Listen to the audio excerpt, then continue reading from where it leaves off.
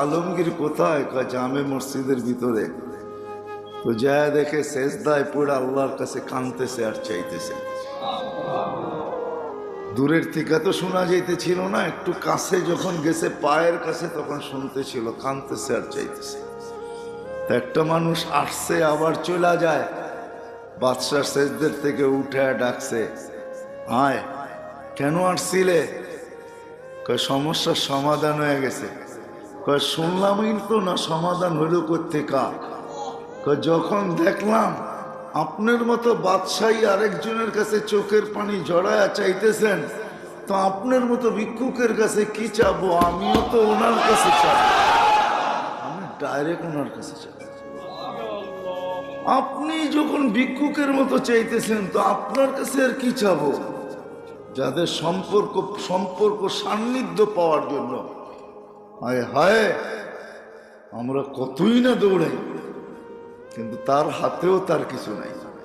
তার জীবনটা তার হাতে না, তার জীবনটাও মালিকের হাতে, তার জীবনের সবকিছু মালিকের হাতে। এই জন্য মালিক ছোট্ট জীবনটা, অস্তিত্বটা কসম খোদার তাআল্লুক মা আল্লাহর জন্য, আল্লাহর সাথে ঘনিষ্ঠ থেকে ঘনিষ্ঠ হওয়ার জন্য। ঘনিষ্ঠ তো হই নাই, এই জন্য মজা পাই নাই। যারা হয়েছে ওরা মজা পাইছে। যে আল্লাহর সাথে ঘনিষ্ঠ হইলে মজা কি পাওয়া যায়, কি মজা!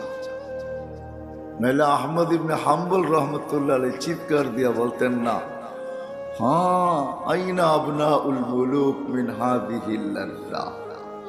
এই মজা বাদশাহ সাহেবজাদারা, হায় শাহজাদারা পাবে তো পাবে কোত্থেকে? যে মজা আমরা পাই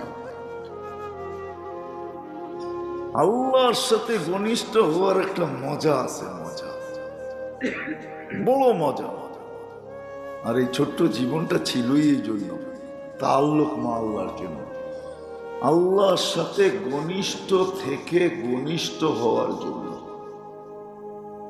এটাই ভাবা দরকার ছিল, চিন্তা করা দরকার ছিল, ডেলি একটু মুরাকাবা করার দরকার ছিল যে আমি আল্লাহর কাছে কতটুকু। আল্লাহ তো কাছে, আল্লাহ তো কাছে, শাহরগের চেয়েও কাছে।